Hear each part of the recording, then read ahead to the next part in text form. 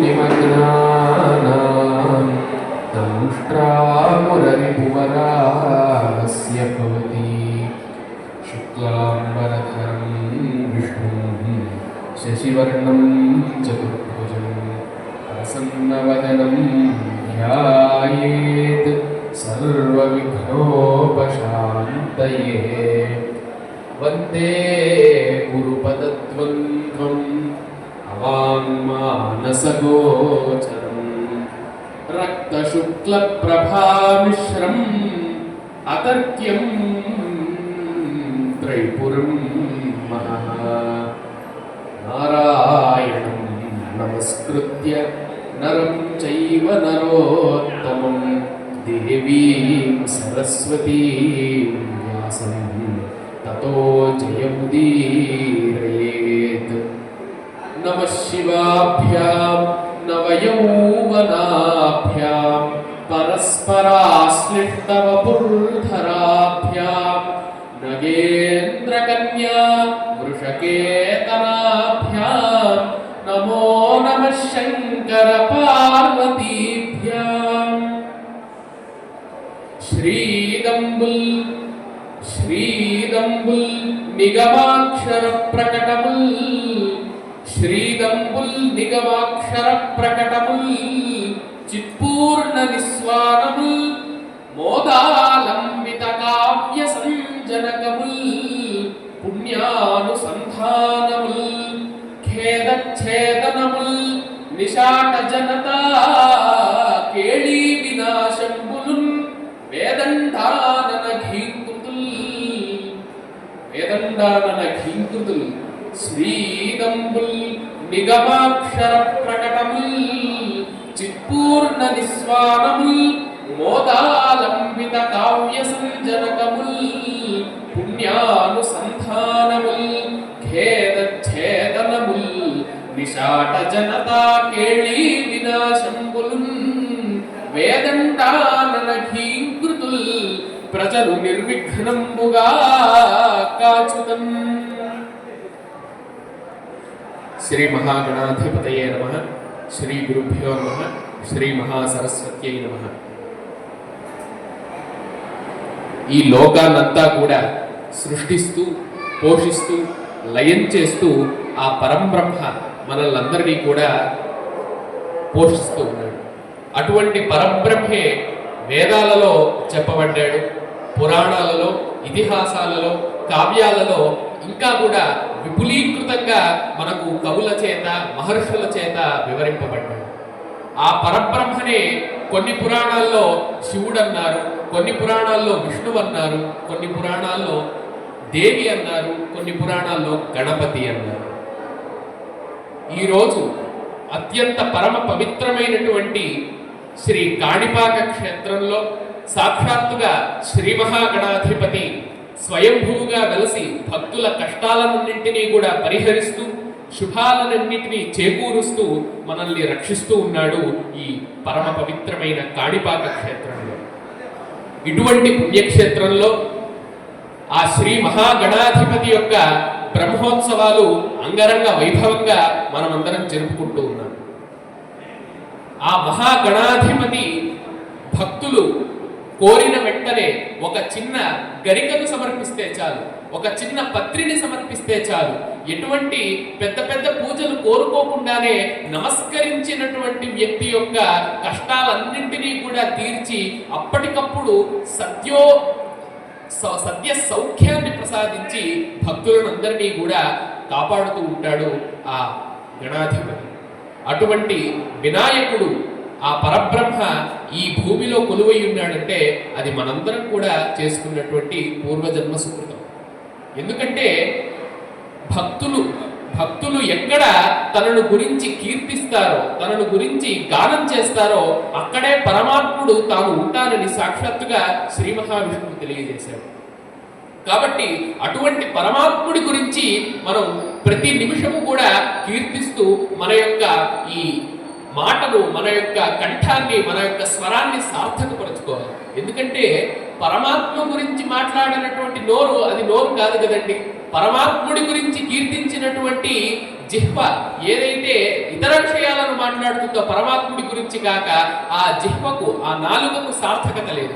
కాబట్టి ఆ పరమాత్ముడి గురించి కీర్తించాలి, ఆ పరమాత్ముడి గురించి స్తుతించాలి, ఆ పరమాత్ముని తత్వాన్ని నలుగురికి తెలియజేయాలి. అందువలన ఆ శ్రీ మహాగణాధిపతి లీలలు అనంతం. ఆ గణపతి సర్వము, లోకాన్నంతా కూడా వ్యాపించి ఉన్నటువంటి ఒక చైతన్య శక్తి. ఆ శక్తి కొన్ని కల్పాలలో ఒక్కొక్క రూపాన్ని ధరించి తన లీలలను ప్రదర్శిస్తూ ఉంటుంది, గణపతి రూపమైనటువంటి శక్తి. కాబట్టి ఈ కలియుగంలో భక్తులందరూ కూడా తరించడానికి ఈ కాణిపాక క్షేత్రంలో స్వయంగా తానే విచ్చేసి ఈ శ్రీ వరసిద్ధి వినాయక స్వామి రూపంలో కొలువై భక్తులందరినీ కూడా అనుగ్రహిస్తూ ఉన్నాడు. అందుకనే వేదాలు మొదలుకొని పురాణాలు, కావ్యాలు, ఇతిహాసాలు, స్తోత్రాలు ఇవన్నీ కూడా ఆ భగవంతుని యొక్క తత్వాన్ని, శ్రీ మహాగణాధిపతి యొక్క తత్వాన్ని స్తుతించడానికే ప్రయత్నించాయి. అందుకనే ఏ కార్యాన్ని చేయాలన్నా కూడా మొట్టమొదట శ్రీ మహాగణాధిపతిని స్తుతించి గాని మనం ఆ కార్యక్రమాన్ని మొదలు పెట్టాం. అందుకే శుక్లాంబరధరం విష్ణు శశివర్ణం చతుర్భుజం ప్రసన్న వదనం ధ్యాయే సర్వ విఘ్నోపశాంతయే అన్నారు. శుక్లాంబరధరం అంటే తెల్లని వస్త్రాన్ని ధరించిన వాడు అంట. మనము వినాయకుడి యొక్క ఇక్కడ ప్రతిమను చూసినట్లయితే, ఆ వినాయక స్వామి రూపాన్ని చూసినట్లయితే ఆయన తెల్లని వస్త్రాన్ని కట్టుకొని ప్రకాశిస్తూ ఉంటాడు. అంటే తెలుపు అనేటటువంటిది శుద్ధత్వానికి ప్రతీక, స్వచ్ఛత్వానికి ప్రతీక. మన బట్టలు మాత్రమే తెల్లగా ఉండడం కాదు, మన మనస్సు తెల్లగా ఉండాలి, మన ఆలోచనలన్నీ కూడా తెల్లగా స్వచ్ఛంగా ఉండాలి అని శ్రీ మహాగణాధిపతి వినాయకుడు మనందరికీ కూడా ఒక అనుగ్రహాన్ని, ఒక ఉపదేశాన్ని చేస్తూ ఉన్నాడు. ఆ శ్రీ మహాగణాధిపతి కరివదనాన్ని ధరించి అంటే ఏనుగు ముఖాన్ని ధరించి ప్రకాశిస్తూ ఉంటాడు. అందుకని శుక్లాంబరధరం విష్ణు శశివర్ణం చతుర్భుజం. శుక్లాంబరధరం విష్ణు అన్నారు. ఇక్కడ విష్ణువు అనంటే అర్థం ఏమిటంటే ఇక్కడ రెండు అర్థాలు ఉన్నాయి. ఒకటి విష్ణు అంటే నారాయణుడు, మనకందరికీ తెలిసిందే, కృష్ణుడు. ఒకానొక కల్పంలో సాక్షాత్తు శ్రీమన్నారాయణుడే వినాయకుడి రూపాన్ని పొంది ఉన్నాడు. కాబట్టి శుక్లాంబరధరం విష్ణు అనేటటువంటి ఈ శ్లోకంలో విష్ణు ప్రసక్తి కలిగింది. మరొక విషయం ఏమిటంటే విష్ణువు అంటే విశ్వం మొత్తం వ్యాపించి ఉన్నవాడు కాబట్టి విష్ణువు అని అర్థం. విష్ణు అంటే కేవలం నారాయణుడిని మాత్రమే కాదు, ఈ విశ్వాన్ని మొత్తము కూడా వ్యాపించి విశ్వంలో తానే ఉంటూ తనలోనే విశ్వాన్ని ఉంచుకుంటూ పోషిస్తూ లయిస్తూ సృజింపజేస్తూ ఉంటాడు కాబట్టి ఆయనకు విష్ణువు అని పేరు. అందువల్ల శుక్లాంబరధరం విష్ణు శశివర్ణం చతుర్భుజం. ఆయన శశివర్ణుడు. శశి అంటే చంద్రుడు. చంద్రుడు ఏ విధంగా అయితే స్వచ్ఛంగా శుభ్రంగా శ్వేతవర్ణంతో ప్రకాశిస్తూ ఉంటాడో అంత తెల్లగా, అంత అందంగా, సుందరంగా స్వామి ప్రకాశిస్తూ ఉంటాడు కాబట్టి ఆయన్ని శశివర్ణుడు అన్నారు. చతుర్భుజం అన్నారు అంటే 4 భుజాలు కలిగినటువంటి వాడు. పాశాంకుశధరం దేవం అన్న, అందులో ఒక చేతితో అభయాన్ని ప్రసాదిస్తూ, ఒక చేతితో కుడుములను మోదకాలను పట్టుకొని వాటిని ఆరగిస్తూ, ఇంకొక చేతితో పాశమును, ఇంకొక చేతితో అంకుశమును ధరించి భక్తులందరినీ కూడా ఈ 4 భుజాలతోనూ చతుర్విధ పురుషార్థాలను కూడా సిద్ధింపజేస్తూ ఆ స్వామి అనుగ్రహిస్తూ ఉంటాడు. అందుకనే శశివర్ణం చతుర్భుజం. ప్రసన్న వదనం ధ్యాయే. ఎప్పుడూ కూడా ఆయన యొక్క ముఖము ప్రసన్నంగా ఉంటుంది. అంటే భక్తులందరూ కోరుకున్న వెంటనే ఆయన ఎంతో ప్రసన్నుడయ్యి నమస్కరించినటువంటి వాళ్ళ బాధలన్నింటినీ కూడా పోగొట్టి ఆయన రక్షిస్తాడు కాబట్టి ఆయన్ని ప్రసన్న వదనుడు అన్నారు. ఇంకొక అర్థం ఏమిటంటే ప్రసన్న అనేటటువంటి శబ్దానికి వేదంలో ఏనుగు అనే అర్థంలో ప్రసన్న అనే శబ్దాన్ని వాడతారు. కాబట్టి ప్రసన్న వదనం అంటే ఏనుగు ముఖం కలిగినటువంటి దేవుడు కాబట్టి ఆయన్ని ప్రసన్న వదనుడు అన్నారు. అదేవిధంగా ప్రసన్నము అనంటే గూఢంగా దాగి ఉన్నటువంటి అర్థాలన్నింటినీ మనకు బోధిస్తాడు కాబట్టి విద్యలన్నింటికీ కూడా ఆయనే అధినేత కాబట్టి ఆయన ప్రసన్నవదనుడు. అంటే తన వదనం చేత, తన ముఖం చేత ఎన్నో గూఢమైనటువంటి అర్థాలను, వేదాలను, ఉపనిషత్తులను, పురాణాలను, వీటి మంత్ర రహస్యాలను అందించేటటువంటి ఒక గొప్ప విద్యానిధి గణపతి కాబట్టి ఆయన్ని ప్రసన్నవదనుడు అన్నారు. కాబట్టి ఆ ప్రసన్న వదనం ధ్యాయేత్ సర్వ విఘ్నోపశాంతయే. ఆ ప్రసన్న వదనుండి ధ్యానించాలి. ఎందుకు ధ్యానించాలయ్యా అంటే సర్వ విఘ్నోపశాంతయే. మనం చేసేటటువంటి అన్ని పనులలోనూ కూడా విఘ్నాలు తొలగిపోయి నిర్విఘ్న స్థితి రావడానికి మనం ఆయన్ని ప్రార్థించాలి. అందుకనే మొదట మనం ఒక పద్యం ద్వారా ఆయన్ని ప్రార్థించుకున్నాం. శ్రీదంబుల్ నిగమాక్షర ప్రకటముల్. ఆ వేదండాననుడు అంటే శ్రీ మహాగణాధిపతి. ఆ వినాయకుడి యొక్క ఘీకృతులు. మరి ఆయన ముఖము ఏనుగు కదా, ఏనుగు చేసేటటువంటిది శబ్దాన్ని ఘీంకారం అంటారు. ఆ వినాయకుడు చేసేటటువంటి ఘీంకారం ఏ విధంగా ఉంది అని అంటే శ్రీదంబుల్, మంగళాన్ని ప్రసాదించేటటువంటి శబ్దాలు. ఎప్పుడు కూడా మన చుట్టూ ఉన్నటువంటి శబ్దాలు మంగళకరమైనటువంటి శబ్దాలు అయి ఉంటే మనకు మంగళకరమైనటువంటి ఆలోచనలు ఉదయించి లోకమంగళాన్ని చేకూర్చేటటువంటి పనులు సిద్ధిస్తాయి. కాబట్టి ఆ శ్రీ మహాగణాధిపతి యొక్క శబ్దములు, ఆయన చేసేటటువంటి ఘీంకారాలు శ్రీదంబుల్ మంగళకరంగా ఉన్నాయి. నిగమాక్షర ప్రకటముల్ అంటే వేదము యొక్క అర్థాన్ని ప్రతిపాదించేటటువంటి శబ్దాల్లాగా, అంటే సాక్షాత్తు మంత్రస్వరూపంగా ఆయన యొక్క ఘీంకారాలు మనకు వినబడుతూ ఉన్నాయి. చిత్పూర్ణ నిస్వానముల్, జ్ఞానము మొత్తము నిండినటువంటి శబ్దాలు. అవి ఊరికే కేవలం ఏదో శబ్దాలో ధ్వనులో కాదు. ఆ వినాయకుడు చేసేటటువంటి ఘీంకారాలు అవి జ్ఞానముతో కూడుకొని జ్ఞానాన్ని అందరికీ ప్రసాదించేటటువంటి ఒక గొప్ప వేదతుల్యమైనటువంటి శబ్దాలు శ్రీ మహాగణాధిపతి నిత్యము కూడా మనకు వినిపించి మనల్ని అనుగ్రహిస్తూ ఉంటాడు. ఎవరైతే తపస్సుతో, వారి యొక్క భక్తితో, అచంచలమైనటువంటి దీక్షతో, నిశ్చలమైనటువంటి మనస్సుతో ఆ స్వామిని ప్రార్థిస్తారో ఆ స్వామి యొక్క ధ్వనులు, స్వామి యొక్క కృప, ఆ స్వామి యొక్క మాటలు ఆ భక్తుడికి వినపడతాయి. కాబట్టి శ్రీదంబుల్ నిగమాక్షర ప్రకటముల్ చిత్పూర్ణ నిస్వానముల్ మోదాలంబిత కావ్య సంజనకముల్. కవులందరూ ఎంతో మంది ఉన్నారు. వాళ్ళందరూ ఎన్నో పెద్ద పెద్ద కావ్యాలన్నీ రచించారు. ఆ కావ్యాలన్నీ కూడా శ్రీ మహాగణాధిపతికి ఇష్టం. కావ్యాలన్నా, నాటకాలన్నా, సంగీతమన్నా, సాహిత్యమన్నా ఆ శ్రీ మహాగణాధిపతి యొక్క కరుణ లేకపోతే మనం చేయలేం. అందుకనే ముత్తుస్వామి దీక్షితులు మహాగణపతి మనసాస్మరామి వశిష్ఠ వామదేవాది వందితం అనేటటువంటి కృతిలో మహాకావ్య నాటకాది ప్రియం అన్నాడు. అంటే మహాకావ్యాలు, ప్రబంధాలు, నాటకాలు, ఈ పద్యాలు, శ్లోకాలు, మనం పాడేటటువంటి పాటలు, ఇవన్నీ కూడా ఆ స్వామివారు ఎంతో ఇష్టపడతారు. కాబట్టి ఆ స్వామివారిని ఎప్పుడూ కూడా శ్లోకాలను పాడుతూ కొలవాలి. అంటే చాలా మంది చేసే తప్పేంటంటే కేవలం శ్లోకాలను చదువుతాం అనమాట. అది అంత రాగబద్ధంగా మనం చదవలేకపోయినా ఒక చిన్న రాగాన్నైనా కూడా దానికి జోడించి ఆ శ్రీ మహాగణాధిపతిని, వినాయకుడిని పద్యాలతో, పాటలతో, శ్లోకాలతో పాడుతూ స్తుతించడం వల్ల ఆయన ఇంకా ఆనందించి మనల్ని అనుగ్రహిస్తాడు. కాబట్టి మోదాలంబిత కావ్య సంజనకముల్ పుణ్యానుసంధానముల్. ఆ వినాయకుడి యొక్క ఘీంకారాలు ఇంకా కూడా ఎలాగున్నాయి?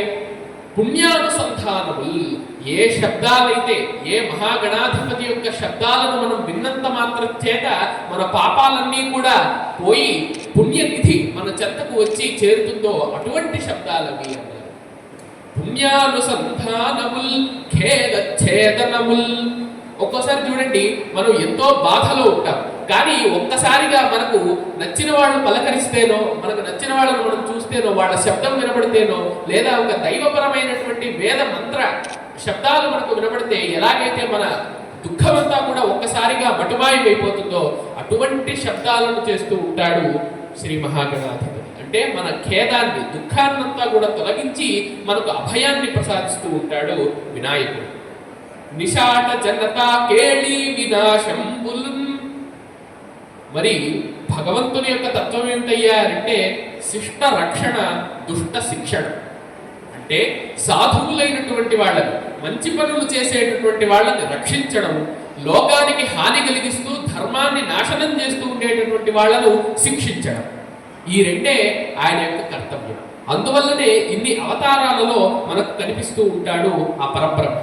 ఇక్కడ కూడా ఆ శ్రీ మహాగణాధిపతి వినాయకుడు చేసేటటువంటి శబ్దాల చేత, ఆ ఘీంకారాల చేత ఒక్కసారిగా విశాట జనతాకేళి వినాశములు, అంటే రాక్షసుల యొక్క చేష్టలన్నీ కూడా నిశ్చేష్టం అయిపోతూ ఉన్నాయి. అంటే కేవలం ఆ శబ్దం విని ఇంకా వినాయకుడు అక్కడికి రావాల్సిన అవసరం కూడా లేదు. రాక్షసుల దగ్గరికి ఆయన ఒక్క శబ్దం చేస్తే చాలు, వాళ్ళంతా కూడా నిశ్చేష్టులైపోతారు రాక్షసులు.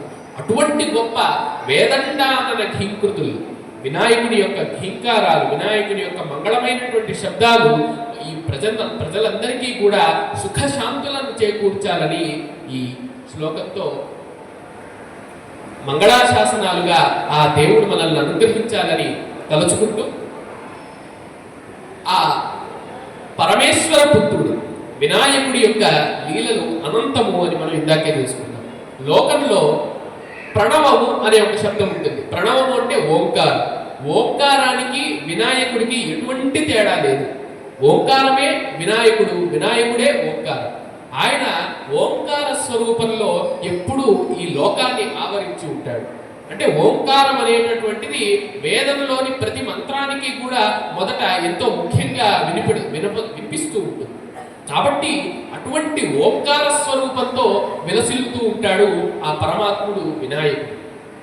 అదేవిధంగా ఆయన ప్రతి మనిషిలోనూ కూడా కొలువై ఉంటాడు మూలాధార స్థానంలో. మూలాధార చక్రంలో ఉండి మనందరం కూడా మన నిత్య నైమిత్తిక కర్మములను చేయడానికి ఆయనే ఒక మూల స్తంభంగా ఉండి మనల్ని నడిపిస్తూ ఉంటాడు ఆ శ్రీ మహాగణాధిపతి. కాబట్టి ఆయన లీలలు ఎటువంటివయ్యా అని అంటే, ఆయన చిన్నప్పటి నుండి కూడా ఆయన బాల్యంలో ఎన్నో లీలలను ప్రదర్శించాడు. ఆ లీలలన్నీ కూడా శ్రీనాథుడు తన హరవిలాస కావ్యంలో ఈ పద్యంతో చెప్పాడు. కలిత శుండాదండ గండూషితోన్ముక్త సప్త సాగర మహాజలభరములు వప్రక్రియాకేళి వశ విశీర్ణ సువర్ణ మేదిని ధరరత్న మేఖలములు పక్వజంబూ ఫల ప్రకట సంభావన చుంబిత భూభృత్కదంబకములు వికట కండూల గండక దేహ మండలీ ఘట్టిత బ్రహ్మాండ కర్పరములు శాంభవీ శంభులోచనోత్సవకరములు వాసవాద్యమృతాశన వందితములు విఘ్నరాజ మదోల్లాస విభ్రమములు మించి విఘ్నోపశాంతిగా వించుగాక అని అన్నాడు శ్రీనాథుడు. అంటే కలిత శుండాదండ గండూషితోన్ముక్త సప్త సాగర మహాజలధరములు, ఆ వినాయకుడు ఒక్కసారిగా తన తొండంతో ఈ 7 సముద్రాల యొక్క జలాన్ని కూడా మింగేసి ఒక్కసారిగా ఆ తొండంతో పైకి అలాగ పుకిలిస్తాడట. అంతటి సామర్థ్యం కలిగినటువంటి పరమాత్ముడు. అంటే కేవలం ఆయన తొండానికి మాత్రమే అంత గొప్ప సామర్థ్యం ఉంది. అంటే ఇంకా ఆయన మొత్తము కలిగితే ఆయన ఎంత చూసుకోడు. అటువంటి మాహాత్మ్యం ఆ వినాయకుడు. పక్వ జంబూఫల ప్రకట సంభావన చుంబిత భూభృత్కదంబకములు అన్నాడు. అంటే మరి ఏనుగులకి ఈ నేరేడు పళ్ళన్నీ కూడా ఇష్టం కదా. నేరేడు చెట్లన్నా నేరేడు పళ్ళన్నా కూడా ఆ వినాయకుడికి ఇష్టం. కాబట్టి ఆయన ఎంత పెద్ద ఆకారంలో ఉన్నాడు అని అంటే, ఈ కొండలన్నీ కూడా దూరం నుంచి ఆయనకు నేరేడు పళ్ళలాగా కనబడుతున్నాయట. అంత పెద్ద ఆకారంలో ఉన్నాడు. అవి నేరేడు పళ్ళు అనుకుని ఆ కొండలన్నింటినీ వాటి దగ్గరకు చేరి వాటిని ఢీకొంటూ ఉన్నాడట. వాటినన్నింటినీ పిండి చేస్తూ ఉన్నాడు. అటువంటి మహాత్మ్యము ఆ వినాయకుడిని.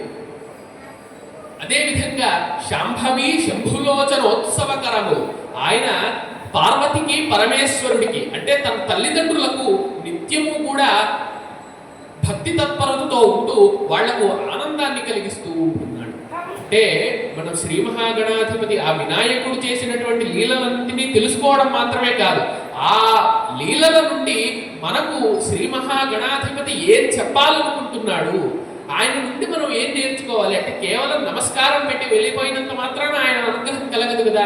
మరి ఆయన చేసిన కొన్ని పనులైనా మనం చేయడానికి ప్రయత్నించాలి. ఆ దేవుడి అనుగ్రహాన్ని పొందడానికి ఆ విధంగా మనం ప్రయత్నించాలి. ఆయన నిత్యము కూడా ఈ ముల్లోకాలను చుట్టినమ్మంటే పార్వతీ పరమేశ్వరులు ఇద్దరికీ కూడా ప్రదక్షిణం చేసి వాళ్ళకు నమస్కరించడం వల్ల ముల్లోకాలను మేము చుట్టాము నేను చుట్టగలిగాను అనేటటువంటి ఒక సందేశాన్ని మనకు అందించాడు. అందుకే రామరాజభూషణుడు అనేటటువంటి కవి తన వసుచరిత్రలో ఒక మాట అంటాడు, దంతాఘట్టిత రాజదాచల చల గౌరీస్వయంగ్రాహము కంతుద్వేషికి కూర్చి. తన తండ్రిని తన తల్లిని ఇద్దరినీ సంతోష పెట్టాలనుకున్నాడు శ్రీ మహాగణాధిపతి అంటే వినాయకుడు. మరి ఏం చేస్తూ ఉన్నాడు అంటే దంతాఘట్టిత రాజదాచల అంటే శ్రీ మహాగణాధిపతి వినాయకుడికి దంతాలు ఉంటాయి కదా, ఆయన ఏకదంతుడు. ఒక దంతము పరశురాముడి కారణం వలన పోతే ఇంకొక దంతం మాత్రమే ఉంటుంది కాబట్టి ఆయన్ను ఏకదంతుడు అని అన్నాడు. కాబట్టి మామూలుగా ఆయన ముఖము ఏనుగు కాబట్టి ఏనుగులకు ఒక స్వభావం ఉంటుంది, గజములకు భూమిని తన దంతాలతో చిమ్ముకుంటూ వెళుతూ ఆటలాడుకోవాలనుకుంటుంది ఏనుగు. దాన్ని వప్రక్రీడ అంటారు.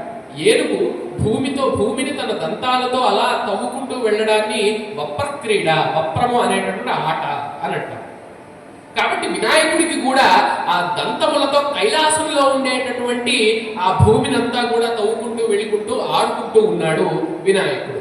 కాబట్టి దంతాఘట్టిత రాజతాచల చల గౌరీ స్వయంగ్రాహము కంతుద్వేషికి గురించి అంటే ఎప్పుడైతే వినాయకుడు తన దంతాలతో ఇలాగా కైలాసాన్ని మొత్తము తవ్వుకుంటూ వెళుతూ ఆడుకుంటున్నాడో అప్పుడు కైలాసం అంతా ఒక్కసారిగా కంపించిపోయిందట, వణికిపోయింది కైలాసం, అంత పెద్ద పర్వతం. అప్పుడు భర్త పక్కనే అంటే శివుడి పక్కనే ఉన్నటువంటి పార్వతీదేవి ఒక్కసారిగా భయంతో శివుడిని కౌగిలించుకుందట. కాబట్టి శివుడికి పార్వతి కౌగిలి అనేటటువంటి ఆనందాన్ని ప్రసాదించాడు వినాయకుడు. మరి ఇక్కడ తండ్రి సంతోషించాడు. మరి తల్లి సంతోషించాలంటే ఏం చేశాడు? కంతుద్వేషికి గూర్చి శైలజకు గంగాధరా చాంతిని అత్యంత ఆమోదము మున్నుగాని. మరి ఇంతకు ముందే అనుకున్నాం ఆయన తొండంతో ఈ 7 సముద్రాల యొక్క జలాన్ని కూడా పుక్కిలించి వేయగలడు అని అనుకున్నాం. మరి ఇక్కడ శివుడి యొక్క జటాజుండాలలో గంగా నది ప్రవహిస్తూ ఉంటుంది. ఆ గంగా నదిని ఈ బాల వినాయకుడు తన తొండంతో ఎత్తి పుక్కిలించి ఉమిసివేస్తూ ఉంటే ఆ శైలజకు అంటే పార్వతీదేవికి ఇంకా ఆనందం కలిగింది. ఎందుకంటే గంగాదేవి శైలజ పార్వతీదేవి వీళ్ళిద్దరూ కూడా ఎప్పుడు కూడా ఒకరి మీద ఒకరు ఆనందం పొందాలనుకుంటూ ఉంటారు కదా, అంటే మన కవుల కల్పనలలో అన్నమాట. కాబట్టి ఆ విధంగా పార్వతీదేవికి కూడా గంగాదేవిని ఇతను బాల వినాయకుడు పుక్కిలించి వేయడం వల్ల ఈమెకు సంతోషం కలిగింది. తద్ గంగాధరా చాంతిని అత్యంత ఆమోదము మున్నుగాని కుమారాగ్రేసరుండే అంటే ఇద్దరి కుమారుల్లోనూ పెద్దవాడు అంటే మొదటేమో వినాయకుడు, తర్వాతేమో కుమారస్వామి. వీళ్ళిద్దరిలోకి పెద్దవాడిగా అందరినీ కూడా తల్లిని తండ్రిని అంటే పార్వతిని పరమేశ్వరుని ఇద్దరినీ సంతోషపెట్టి కుమారాగ్రేసరుండై శుభస్వాంతంబున్ వెలయించుగా విభరాట్ వక్తృన్ ప్రశంసించదన్ అంటాడు. కాబట్టి అటువంటి ఒక మంచి మనస్సుతో తండ్రికి తల్లికి నిత్యము కూడా ఆనందాన్ని కలిగిస్తూ ఉండేటటువంటి వినాయకుడిని నేను ప్రార్థిస్తూ ఉన్నాను అని చెప్పి రామరాజభూషణుడు మనకు పద్యం ద్వారా అందించాడు. అంటే దీన్ని బట్టి మనం ఏం నేర్చుకోవాలంటే ఇప్పటి పిల్లలందరూ కూడా తమ తల్లిదండ్రులను ఎటువంటి స్థితిలో ఉంచుతున్నారనే విషయాన్ని మనం చూస్తూనే ఉన్నాం. కాబట్టి ఆ వినాయకుడు ఏ విధంగా అయితే తల్లిదండ్రులను గౌరవించాడో, తల్లిదండ్రులను సన్మానించాడో, తల్లిదండ్రులకు నమస్కరించాడో ఆ విధంగా మనం మన తల్లిదండ్రులను నిత్యము కూడా స్మరించుకుంటూ వారికి నిత్యము నమస్కరించుకుంటూ వారికి మనం సన్మానాన్ని గావించాలి. ఆ విధంగా చేస్తేనే మనకు నిజంగా గణపతి తత్వం అర్థమైనట్టు. కాబట్టి గణపతి తత్వం ఏం చెప్తోందంటే ఇటువంటి సామాజికమైనటువంటి ఒక విలువలను కూడా మనకు గణపతి తత్వం తెలియజేస్తుంది. అదేవిధంగా మామూలుగా చిన్నపిల్లలు చూడండి, తండ్రి కానీ తల్లి కానీ ఏ విధంగా చేస్తే ఆ విధంగానే తాను కూడా చేయాలి అని అనుకుంటూ ఉంటారు చిన్నపిల్లలు. మరి వినాయకుడు కూడా బాలుడే కదా. ఒకప్పుడు ఆ బాల్య దశలో ఉన్నప్పుడు వినాయకుడు కూడా తన తండ్రి అంటే శివుడిలాగే చేయాలనుకున్నాడట. ఏం చేయాలనుకున్నాడు అనేది చూద్దాం. ఇదే రామరాజభూషణుడు అనేటటువంటి కవి కావ్యాలంకార సంగ్రహం అనే గ్రంథంలో ఈ విధంగా రాశాడు. అరుదుగా వామభాగలనా కలనా చలనాత్ముడైన ఆ హరుగురుగాంచి తానును తదాకృతియౌనటు ఏకదంతుడై కరికరిణీ గుణంబుల మొగంబున దాల్చి జగంబులేలు ఆంతర కరుణాసనాథు ఆంతర కరుణాసనాథు గణనాథు మరుగణనాథు గుల్చదన్ అన్నాడు. అంటే అరుదుగా వామభాగ లలనా కలనా చలనాత్ముడైన ఆ హరు గురుగాంచి అన్నాడు. శివుడు ఎటువంటి స్వరూపం అండి? అర్ధనారీశ్వరుడు. అంటే తనకు ఎడమ వైపు పార్వతి ఉంటుంది, కుడివైపు శివుడు ఉంటాడు. శివుడు పార్వతి ఒకే స్వరూపంతో విలసిల్లుతూ ఉంటారు. కాబట్టి ఆ పరమేశ్వరుణ్ణి మనం అర్ధనారీశ్వరుడు అన్నాడు. ఇప్పుడు హరు గురుగాంచి అంటే తన తండ్రి శివుడు కదా వినాయకుడికి. కాబట్టి శివుడిని చూసి మరి తన నాన్నగారేమో అర్ధనారీశ్వర స్వరూపంలో ఉన్నారు అంటే ఒక పక్కేమో అమ్మను అంటే స్త్రీని, ఇంకొక పక్కేమో తనను అంటే పురుషుడిని ధరించి ఉన్నాడు కదా, మరి నేను కూడా అలాగే ఉండాలి కదా అని అనుకున్నాడట వినాయకుడు. కాబట్టి ఏం చేశాడు అంటే హరు గురుగాంచి తాను తదాకృతీయమునట్టు ఏకదంతుడయ్యాడట. మామూలుగా ఏనుగు ముఖానికి ఎన్ని దంతాలు ఉంటాయి? 2 దంతాలు ఉంటాయి. కానీ వినాయకుడికి ఎన్ని దంతాలు ఉంటాయి? ఏకదంతం అన్నారు. కాబట్టి ఒకే దంతం ఉంటుంది. మరి దీనివల్ల ఏం ప్రయోజనం అయ్యా అంటే కరిడి గుణంబులా అంటే ఆయనకు కుడివైపున ఒక దంతమే ఉంటుంది, ఎడమ వైపున దంతం ఉండదు. మనం గమనిస్తే మగ ఏనుగుకు దంతం ఉంటుంది, ఆడ ఏనుగుకు దంతం ఉండదు. కాబట్టి తనకు ఒక పక్కేమో అంటే కుడివైపున దంతం ఉంది కాబట్టి అది పురుషాకృతి, మగ రూపాన్ని ధరించాడు. ఇంకొక వైపేమో దంతం లేదు కాబట్టి ఆడ రూపాన్ని ధరించాడు, స్త్రీ రూపాన్ని ధరించాడు. కాబట్టి ఈ విధంగా తన తండ్రిని అర్ధనారీశ్వర స్వరూపాన్ని అనుకరించాలనేటటువంటి ప్రయత్నంతో ఆ వినాయకుడు కూడా ఏకదంతుడిగా మారి కరిడి గుణంబుల అంటే ఒక పక్క మగ ఏనుగు ఒక పక్క ఆడ ఏనుగు ఈ 2 స్వరూపాలని కూడా అనుకరిస్తూ ఉన్నాడేమో అన్నట్లుగా ఉండేటటువంటి గణపతిని నేను నమస్కరిస్తూ ఉన్నాను అని చెప్పి రామరాజభూషణుడు తెలియజేశాడు. చూసారా ఎంత చమత్కారము? అంటే తన తండ్రి ఏ విధంగా చేస్తే తన కొడుకు కూడా ఆ విధంగానే చేయాలనుకుంటాడు అనేటటువంటిది లోకంలో మనకు కనబడే సహజ స్వభావం. కానీ ఆ సహజ స్వభావం ఆ గణపతిలో కూడా ఉన్నది అని తెలియజేస్తూ ఈ పద్యాన్ని చెప్పారు మన పూర్వకవులు. కాబట్టి ఇటువంటి పద్యాలన్నింటినీ కూడా మన పిల్లలకు నేర్పాలి. మన సాహిత్యంలో ఇంతటి అద్భుతమైనటువంటి వినోదాలు దాగి ఉన్నాయి. మనం మామూలుగా పరమేశ్వరుడు అర్ధనారీశ్వర స్వరూపుడు ఆ విషయం మనకు తెలుసు. సరే వినాయకుడు ఏకదంతుడు, సరే ఈ విషయము తెలుసు. కానీ ఈ రెండింటికి మధ్య గల సంబంధం ఏంటి అనేది ఈ పద్యం ద్వారా తెలుస్తుంది. కాబట్టి మన పిల్లలందరికీ కూడా వాళ్లే భావి భారత పౌరులు కాబట్టి వాళ్ళకి ఇటువంటి పద్యాన్ని, సారస్వతాన్ని, వాంగ్మయాన్ని అందించడం ద్వారా మనం మన యొక్క భాషను, భక్తిని రెండింటినీ కూడా 10 తరాలకు అందించిన వాళ్ళము. కాబట్టి ఈ విధంగా వినాయకుడి యొక్క మాహాత్మ్యం శోభిల్లుతూ ఉంటుంది. మరొక విషయం ఏమిటంటే వినాయకుడు ఎంతటి గొప్ప స్థానంలో ఉన్నా కూడా అహంకారాన్ని పొందకూడదు. మనను ఆశ్రయించినటువంటి వాళ్లను రక్షించాలి, మనల్ని శరణు తెచ్చినటువంటి వాళ్లకు ఎంతో కొంత సహాయం చేయాలి అనేటటువంటి విషయాన్ని కూడా నేర్పుతూ ఉన్నాడు.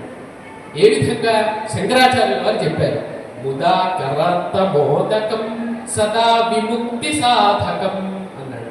అంటే ముదా కరాత్త మోదకం, చేత్తో మోదకాన్ని పట్టుకున్నాడు. కానీ సదా విముక్తి సాధకం అంటే చేతిలో ఆయనకు ఒక భోగం ఉన్నది, అంటే ఒక సౌఖ్యం ఉన్నది, మోదకం పట్టుకున్నాడు.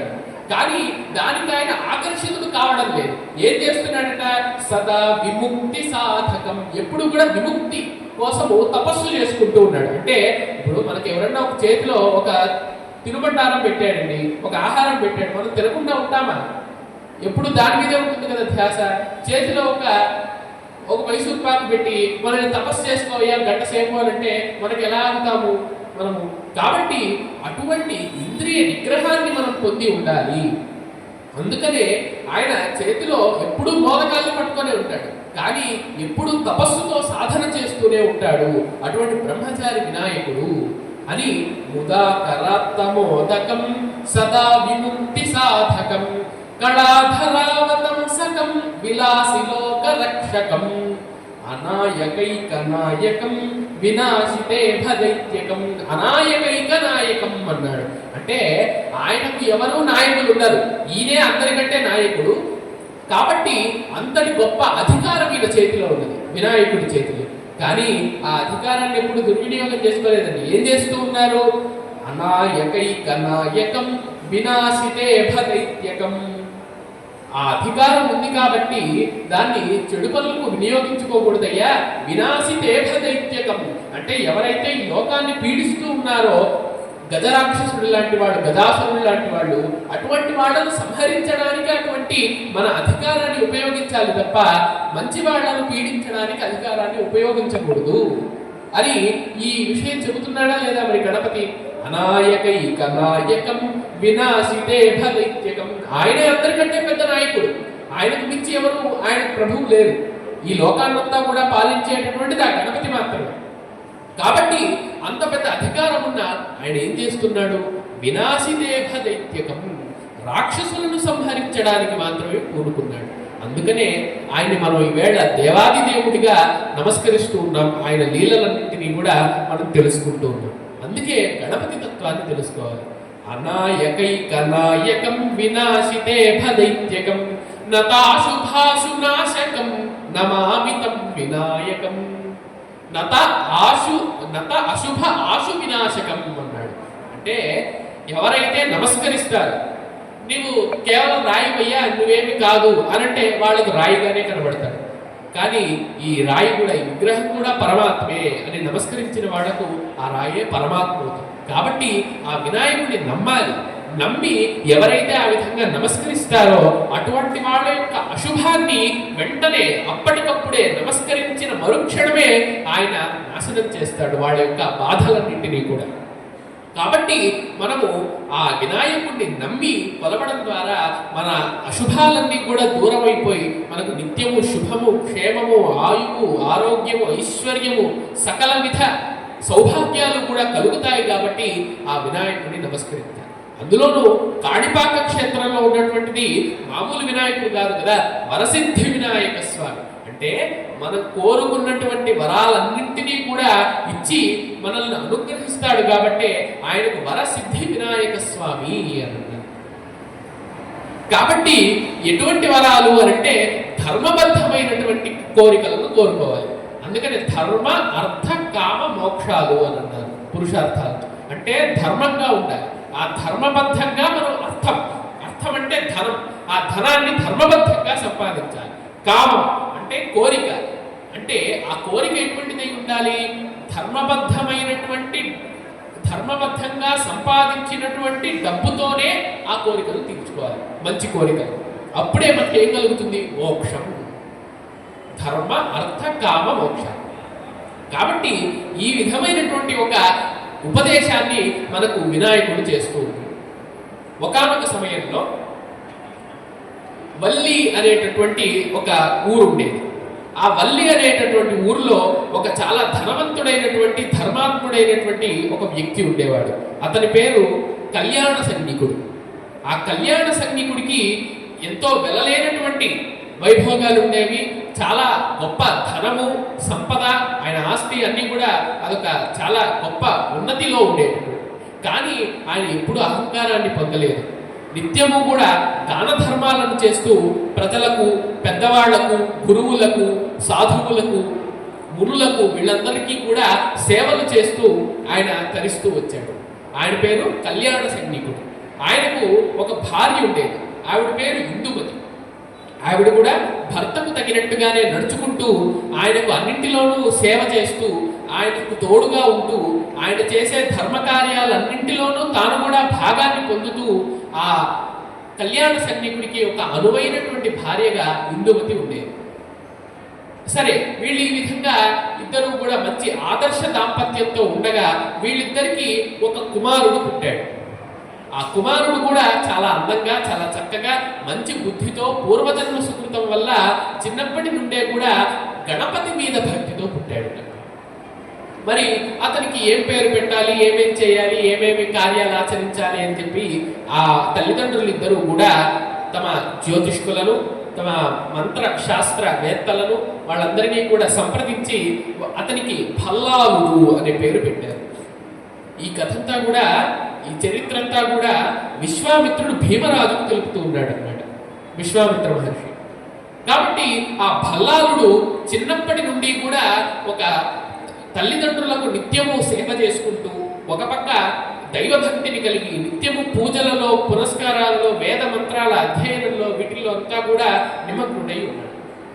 ఒకరోజు ఈ భల్లాలుడు తన స్నేహితులతో కలిసి ఆడుకుంటూ ఒక అడవికి వెళ్ళారు. వీళ్ళు స్నేహితులందరూ కలిసి, భల్లాలుడు మొదలైనటువంటి వాళ్ళు.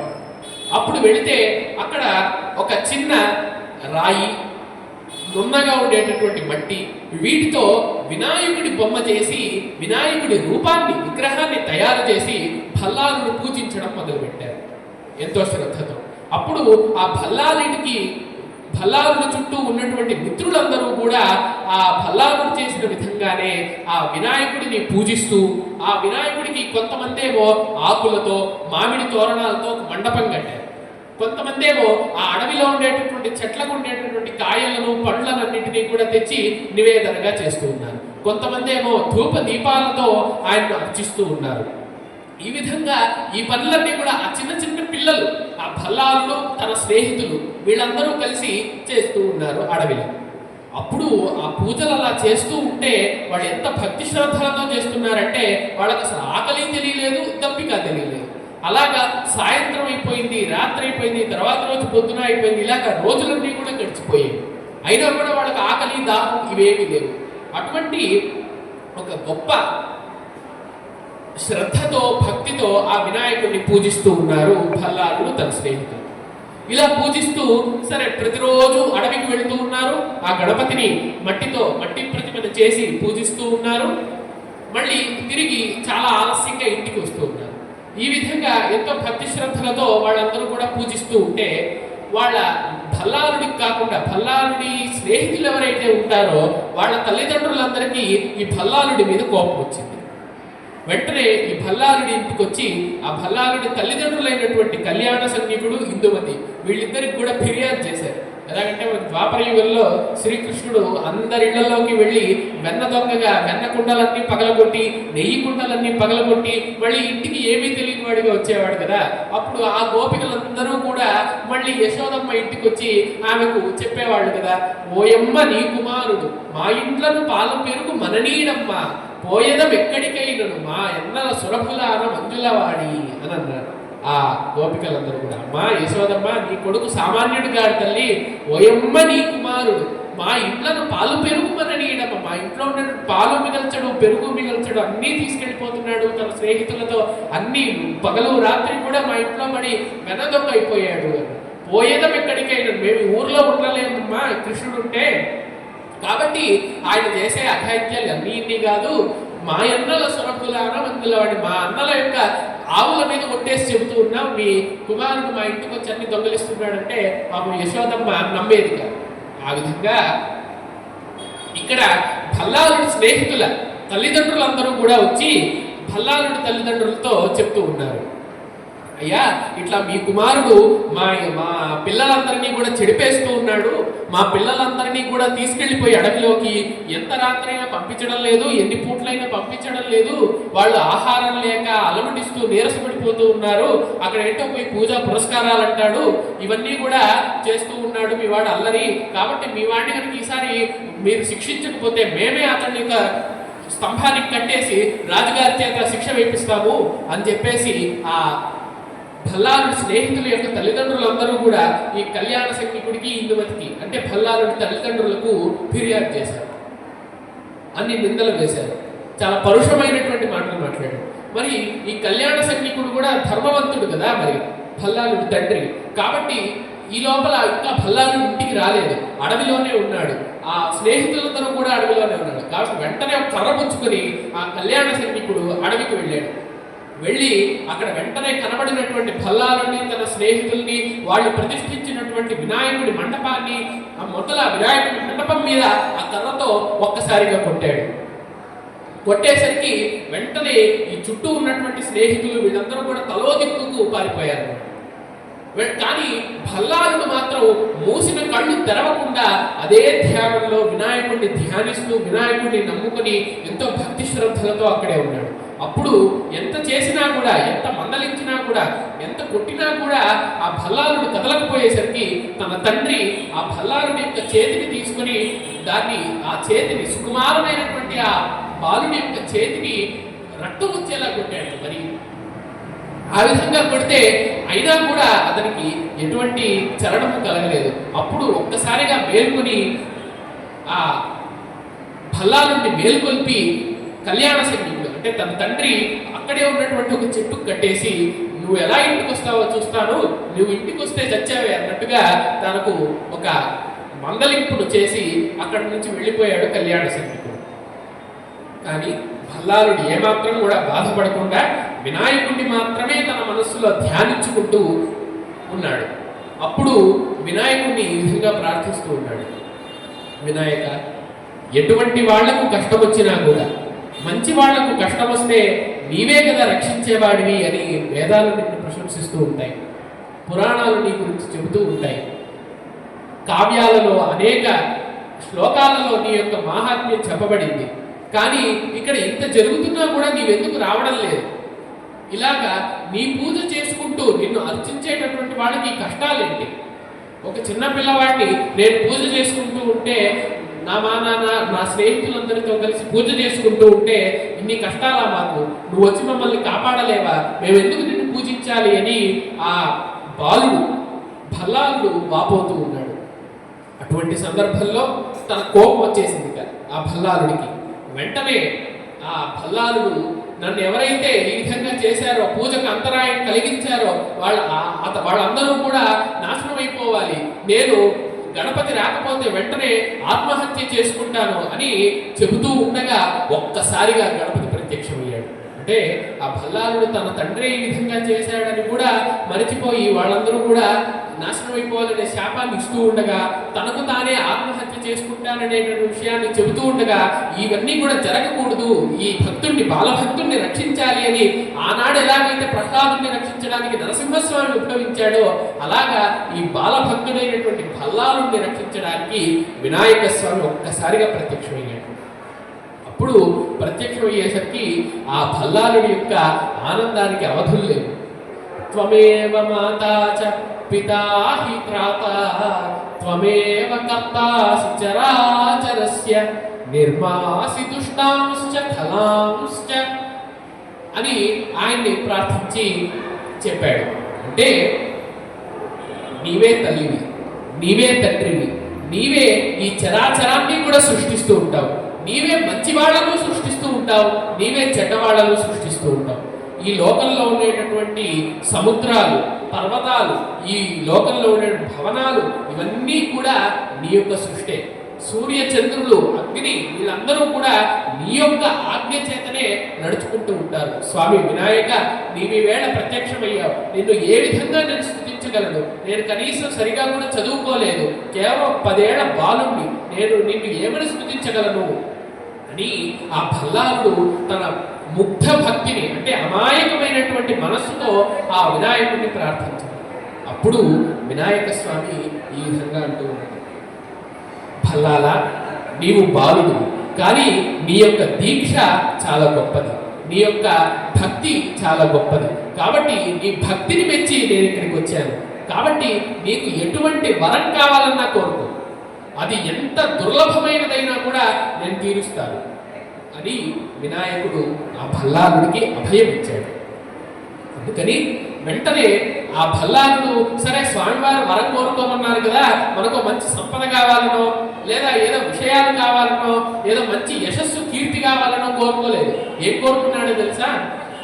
నాకు నీ పాదాలపై నుండి భక్తి ఎప్పుడూ జారిపోకుండుగాక అని కోరుకున్నాడు. అంటే సాక్షాత్తు వినాయకుడు వచ్చి మనకు వరం కావాలని కోరుకోమంటే మనం ఎటువంటి వరం కోరుకోవాలి అని ఆ చిన్న పిల్లవాడు మనకు చెప్తూ ఉన్నాడు. ఎప్పుడు కూడా వినాయకుడిపై భక్తి నాకు తగ్గకుండా ఉండుగాక అని వరం కోరుకున్నాడు ఆ భల్లాలు.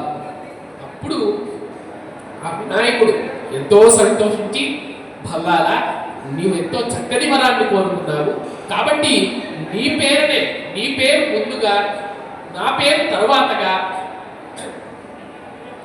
ఈ భూమిలోనే, అంటే వల్లి అనేటటువంటి గ్రామంలోనే, ఈ పుణ్యక్షేత్రంలో నేను ఒక స్వామిగా, నేను ఒక మూర్తిగా ఇక్కడ కొలువై ఉంటాను అని చెప్పి ఆ వినాయకుడు చెప్తాడు. అప్పుడు ఆ వినాయకుడు తనను అనుగ్రహించి మాయమైపోయి అదృశ్యమైపోతాడు. వెంటనే భల్లాలుడు మళ్ళీ కూడా ఒక వినాయక విగ్రహాన్ని అక్కడ ప్రతిష్ఠించి, స్వామివారి మూర్తిని అక్కడ ప్రతిష్ఠించి ఒక మండపాన్ని కూడా నిర్మిస్తే అప్పుడు ఆయనకు భల్లాల వినాయకుడు అని పేరు వచ్చింది. మొదటేమో ఆ భక్తుడి పేరు, రెండోదేమో ఆ వినాయక స్వామి పేరు. కాబట్టి భల్లాల వినాయకుడు అనేటటువంటి పేరుతో ఆనాడు వల్లి అనేటటువంటి పుణ్యక్షేత్రంలో వెలసాడు శ్రీ మహాగణాధిపతి. అదేవిధంగా మన కాణిపాకంలో కూడా సాక్షాత్తు స్వయంభువుగా ఆ శ్రీ మహాగణాధిపతి ఇక్కడ కొలువై ఉన్నాడంటే మనమందరం కూడా ఆయన పట్ల భక్తి మనకు తరిగిపోకుండా ఉండుగాక అనేటటువంటి వరాన్ని మాత్రమే కోరుకుంటూ ఎటువంటి స్వార్థము లేకుండా ఆయన్ని ప్రార్థిస్తే నతాశుభాషునాశనం అన్నట్టుగా నమస్కరించినటువంటి వాళ్ళ పాపాలన్నింటినీ కూడా పోగొట్టి మనల్ని రక్షిస్తాడు ఆ పరమాత్ముడు వినాయకుడు. కాబట్టి ఈ విధంగా ఈ చరిత్రను గణేశ పురాణంలో చెప్పారు. భల్లాలుడి యొక్క చరిత్రను, ఆ భల్లాల వినాయకుడి యొక్క ఆవిర్భావాన్ని మనకు గణేశ పురాణంలో 22వ అధ్యాయంలో తెలిపారు. కాబట్టి ఈ విధంగా ఈ పురాణాలను, ఇతిహాసాన్ని, కావ్యాలను, వేదాలను మన తరువాతి తరానికి కూడా మనం అందించడం ద్వారా వినాయకుడి యొక్క వైభవాన్ని, ఆ పరమాత్ముడి యొక్క తత్వాన్ని, ఆయన అనుగ్రహాన్ని ఏ విధంగా పొందాలి అనే విషయాన్ని మనం తప్పకుండా తెలియచేయాలి. ఇదే విధంగా ఆయన యొక్క లీలలు మనం అనంతం అనుకున్నాం కదా, అందులోనూ మనకి ఈ భల్లాలుడి కథలో మరొకటి కూడా తెలిసింది. ఆ బాలభక్తుడు దేంతో చేశాడు వినాయక ప్రతిమను? మట్టితో చేశాడు. కాబట్టి మనమందరం కూడా ఈ ప్రకృతికి ఎంతో సరైనటువంటి మట్టి విగ్రహాలతోనే ఆ వినాయక స్వామి యొక్క వ్రతాన్ని చేయాలి, వినాయకుడిని పూజించాలి అనేటటువంటి విషయాన్ని కూడా మనకు తెలియజేస్తూ ఉన్నాడు ఈ భల్లాల కథ ద్వారా. అదేవిధంగా ఆ మహాగణాధిపతి వినాయకుడు మనం ఏదో చాలా కోట్లు ఇచ్చేసి, ఎన్నో లక్షలు ఇచ్చేసి, వేలు ఇచ్చేసి మనము నమస్కరించుకున్నంత మాత్రాన ఆయన అనుగ్రహిస్తాడనడానికి లేదు. ఆయన నిజంగా ఏమీ కోరుకోడు. మరి ఏం కోరుకుంటాడు అని అంటే, భూషణ రాజముల్ ధన సమూహములం రుచిమత్పదార్థముల్, భూషణ రాజముల్ ధన సమూహములం రుచిమత్పదార్థముల్ దోషదమౌ నివేదనల స్తోత్రములం మదినుల్ల నుండి. భూషణ రాజముల్ ధన సమూహములం రుచిమత్పదార్థముల్ దోషదమౌ నివేదనల స్తోత్రములం మదినుల్ల నుండి. సంతోషకరము భక్తులిడు పూర్వయన విలసిల్లు మూషకాశ్లేషక కాణిపాక వరసిద్ధి వినాయక నీకు సన్నుతుల్. అంటే భూషణరాగం, ఎంతో గొప్ప గొప్ప అలంకారాలు, నగలు, కిరీటాలు, వజ్రాలు, వైడూర్యాలు, ఇవన్నీ ఏమి కోరుకోడు. ధన సమూహములు, కుప్పలు కుప్పలుగా రాసులుగా పోయబడి ఉన్నటువంటి ధనాన్ని కోరుకోడు. రుచిమత్ పదార్థములు, మంచి రుచిగా ఉన్నటువంటి పదార్థాలను కానీ లేదా బాగా ప్రకాశించేటటువంటి పదార్థాలను, వస్తువులను కానీ కోరుకోడు. దోషదమౌ నివేదనల, నీవు ఏం నివేదన చేశావు, నీవేం నైవేద్యం పెట్టావు, అందులో నెయ్యి వేసావా లేదా, అందులో అన్నం ఉన్నదా లేదా, అందులో పప్పు ఉన్నదా లేదా, ఇవన్నీ కూడా చూడడు. దోషదమౌ నివేదన స్తోత్రములను, నీవు అష్టోత్తర శతనామ పూజ చేశావా, సహస్రనామ పూజ చేశావా అనేది కూడా చూడదు. మరి ఏం చూస్తాడయ్యా, మరి ఏం సమర్పించాలి మరి స్వామికి అని అంటే, మది నొల్లకుండి సంతోషకరము భక్తులిడు దూర్వయన. అంటే ఈ పదార్థాలు ఏమీ కూడా కోరుకోకుండా కేవలం ఒక్క గరిక, అంటే గడ్డి పోచను ఇస్తే మాత్రమే సంతోషపడిపోయేటటువంటి ఆ స్వామి అంత అమాయక చక్రవర్తి వినాయకుడు. అంటే మన భక్తులందరి కష్టాలన్నింటినీ కూడా తీర్చడానికి ఆయన తీసుకునేదేమో ఒక గడ్డి, కానీ మనకిచ్చేటటువంటిది అనంతమైనటువంటి సంపద. ఇంత అంతటి కరుణా స్వరూపుడు వినాయకుడు. అంటే దీని నుంచి మనం ఏం నేర్చుకోవాలి అంటే, మనకు ఇతరులు ఏమి ఇచ్చినా ఇవ్వకపోయినా, ఎంత చిన్న సహాయం చేసినా కూడా మనం వాళ్ళకు తిరిగి మన యొక్క సౌహార్దాన్ని మాత్రమే ప్రదర్శించాలి. వాళ్ళ పట్ల ద్వేషాన్ని ఉంచకుండా, వాళ్ళు ఎంత ఇచ్చినా ఇవ్వకపోయినా వాళ్ళకు సహాయం అవసరమైనప్పుడు, వాళ్ళు మనల్ని అడిగినప్పుడు మనం మన వంతు సహాయాన్ని అధికంగానే చేయాలి అని మనకు వినాయకుడు ఇందులో నేర్పుతూ ఉన్నాడు. కాబట్టి ఈ విధంగా చిన్న గరిక చేత మాత్రమే మనలందరినీ కూడా అనుగ్రహించేటటువంటి స్వామి ఆ శ్రీ మహాగణాధిపతి. కాబట్టి అటువంటి స్వామి కాణిపాక వరసిద్ధి వినాయక స్వామిగా నేడు మనకి ఇక్కడ కొలువై ఉన్నాడు. అటువంటి స్వామిని మనం వినాయక చవితి వ్రతంలో కూడా, అందులో ఇవాళ చూసారా ఎంత శుభదినమో, మామూలుగా భాద్రపద శుక్ల చతుర్థి వినాయక చతుర్థి, ఇవాళ భాద్రపద కృష్ణ చతుర్థి, ఇవాళ చతుర్థి, ఆనాడు చతుర్థి. కాబట్టి ఇంతటి శుభ దినం నాడు, శుభ సందర్భంలో, శుభ వేళ మనమందరం కూడా ఆ వినాయకుడి యొక్క మాహాత్మ్యాన్ని తెలుసుకోవడం అనేటటువంటిది ఒక చాలా పురాకృతమైన పుణ్య విశేషం. కాబట్టి ఆ కాణిపాక వరసిద్ధి వినాయక స్వామి యొక్క ఆశీస్సులు అందరికీ కూడా ఉండాలని కోరుకుంటూ, ఈ వినాయక స్వామి యొక్క మాహాత్మ్యాన్ని, వినాయక స్వామి యొక్క ప్రాశస్త్యాన్ని మనమందరం కూడా 10 మందికి ప్రచారం చేయడం ద్వారా ఆ స్వామి వద్ద మనం సేవ చేసుకున్నట్టుగానే భావించాలి. ఆ స్వామిని నిత్యము కూడా ఒక పద్యంతోనో, ఒక పాటతోనో, ఒక శ్లోకంతోనో, ఒక కీర్తనతోనో స్తుతించడం వల్ల ఆయన మనల్ని అనుగ్రహిస్తాడు. కాబట్టే నితాంతకాంత దంతకాంతిం అంతకాంతకాత్మజం అన్నాడు. అచింత్య రూపం అంతహీనం అంతరాయ కృతం. అచింత్య రూపం, ఆయనకు ఫలానా రూపం ఉంటుంది అని మనం చింతించడానికి కూడా ఉండదన్నమాట. అటువంటి గొప్ప స్వరూపంతో, అంటే లోకమే స్వరూపంగా ఆయన విరాజిల్లుతూ ఉంటాడు. అచింత్య రూపం అంతహీనం, ఆయన ఇక్కడ మొదలవుతాడు, ఇక్కడ పూర్తవుతాడు. అంటే మనిషి తల ఇక్కడ మొదలవుతుంది, కాళ్ళతో ఈ మనిషి యొక్క రూపం పూర్తయిపోతుంది. కానీ వినాయకుడి యొక్క స్వరూపం ఎక్కడ మొదలవుతుంది, ఎక్కడ అంతమవుతుంది అనే విషయాన్ని మనం తెలుసుకోవాలి. కాబట్టి అచింత్య రూపం అంతహీనం అంతరాయ కృంతనం. అంతరాయంలో మన విఘ్నాలు అనేటటువంటి లతలను, తీగలన్నింటినీ కూడా ఛేదించేటటువంటి ఒక గొడ్డలి లాంటి వాడు స్వామి. అచింత్య రూపం అంతహీనం అంతరాయ కృంతనం హృదంతరే నిరంతరం వసంతమేవ యోగినా. అంటే యోగుల యొక్క, ఎవరైతే భక్తి శ్రద్ధలతో ఆయన్ని గురించి ధ్యానం చేస్తారో అటువంటి వాళ్ళ యొక్క హృదయంలో నిత్యము కూడా నివసిస్తూ ఉండేటటువంటి వాడు. మరి లోకం మొత్తంలో ఉండేటటువంటి వాడు కేవలం ఎవరైతే తనను ధ్యానిస్తారో అతని హృదయంలో మాత్రమే ఉండడం అంటే అది ఎంత గొప్ప విషయం అండి మరి. కాబట్టి మనం అందరం కూడా ఆ వినాయకుడిని ధ్యానించాలి. అప్పుడు ఆయన మన యొక్క హృదయంలో కొలువై ఉంటాడు. హృదంతరే నిరంతరం వసంతమేవ యోగిన తమేకదంతమేవ తం విచింతయామి సంతతం.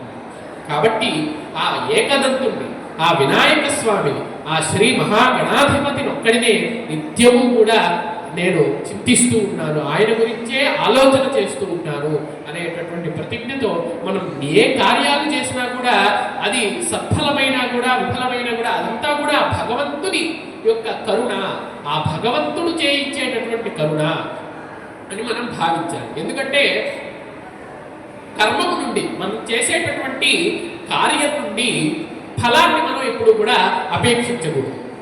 అందుకే కదా కర్మణ్యేవ అధికారస్తే మా ఫలేషు కదాచన అన్నాడు. అంటే కార్యము చేయడం వరకే నీ కర్తవ్యం. ఈ కార్యం యొక్క ఫలాన్ని గురించి మనం ఆశించకూడదు. ఆ ఫలాన్ని ఆ స్వామివారికే సమర్పించాలి. కాబట్టి నేడు మనం విన్నటువంటి ప్రసంగాన్నంతా కూడా స్వామివారి పాదపద్మాలకు ఆ ఫలాన్నంతా కూడా సమర్పిస్తూ మనం ఈ ప్రసంగం నుంచి, ఆ స్వామివారి యొక్క లీలల నుంచి మనం ఏమాత్రం కూడా మన యొక్క ప్రవర్తనను మార్చుకుంటే ఆ స్వామివారి అనుగ్రహాన్ని అప్పుడే మనం పొందుతాం. కాబట్టి ఆ స్వామివారి యొక్క చరిత్ర నుంచి ఈ విధమైనటువంటి విశేషాలను మనం తెలుసుకోవాలి అని తెలియజేస్తూ, అందరికీ కూడా స్వస్తి ప్రజాభ్యః పరిపాలయంతాం న్యాయేన మార్గేణ మహీం మహీషాః గోబ్రాహ్మణేభ్యః శుభమస్తు నిత్యం లోకాః సమస్తాః సుఖినో భవంతు. స్వస్తి.